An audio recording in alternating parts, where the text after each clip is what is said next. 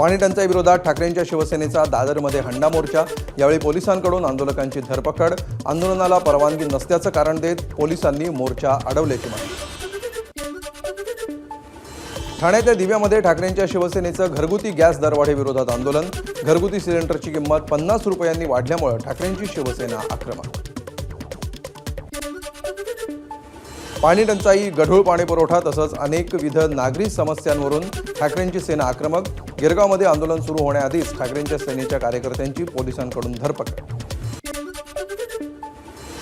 मुंबई विद्यापीठाच्या फोर्ट संकुलाबाहेर ठाकरेंच्या युवा सेनेचं आंदोलन। सिनेट सदस्य, विद्यार्थी, शिक्षक आणि शिक्षकेतर कर्मचाऱ्यांच्या विविध मागण्यांसाठी युवा सेना आक्रमक। मीरा भाईंदर महापालिकेतील सफाई कामगारांच्या प्रलंबित मागण्यांसाठी मनसेचं ठिय्या आंदोलन। ग्लोबल वेस्ट मॅनेजमेंट आणि कोणार्क इन्फ्रास्ट्रक्चर या ठेकेदारांच्या कार्यालयामध्ये विविध मागण्यांसाठी आंदोलन। नागरिकांच्या हरकतींमुळे एल्फिस्टन पुलाचं पाडकाम लांबणीवर। पुलावरील वाहतुकीबाबत 4 दिवसात निर्णय। पर्यायी वाहतूक मार्गामध्ये बदल करत पूल बंद करण्याचा निर्णय घेणार। वरळी शिवडी उन्नत मार्गाचं काम पूर्ण झाल्यानंतरच एल्फिस्टनचा पूल पाडावा, ठाकरेंच्या शिवसेनेची मागणी। एल्फिस्टन पुलाचं काम सध्या करू नये यासाठी आमदार अजय चौधरींच्या नेतृत्वात स्वाक्षरी मोहीम। एल्फिस्टन पूल सध्या पाडू नये या मागणीसाठी मनसेकडून देखील आज आंदोलन। जोपर्यंत स्थानिकांच्या अडचणी दूर होत नाहीत तोपर्यंत पुलाचं पाडकाम न करण्याची मनसेची भूमिका। मुंबईच्या बेलासिस पुलामुळे कोळी महिलांचं पुनर्वसन न केल्यानं कोळी महिलांचं आर्थिक नुकसान। मासळी, साठ्यांच्या आणि सामग्रीचं बर्फाचं मोठं नुकसान झाल्याची माहिती। उपमुख्यमंत्री एकनाथ शिंदेंकडून मुंबईतील रस्त्यांच्या काँक्रिटीकरणाची पाहणी। शिंदेंसह पालिका आयुक्त भूषण गगराणी, मंगलप्रभात लोढा यांचीही उपस्थिती। तिकीट नाकारल्यामुळे काँग्रेसला सोड चिठ्ठी दिलेल्या नाशिकच्या हेमलता पाटील यांचा शिंदेंच्या शिवसेनेलाही महिनाभरातच जय महाराष्ट्र।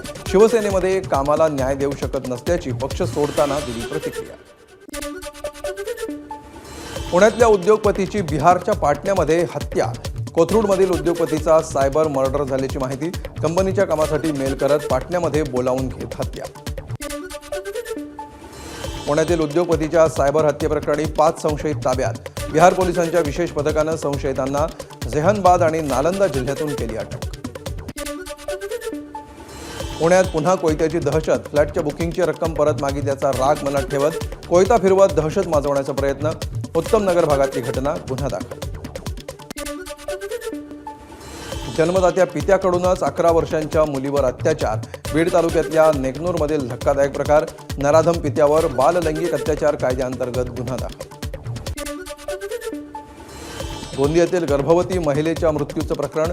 जिल्हा प्रशासनाकडून कंत्राटी डॉक्टर आणि आरोग्य सेविकेवर कायमस्वरूपी सेवा समाप्तीची कारवाई। एबीपी माझा, उघडा डोळे बघा नीट।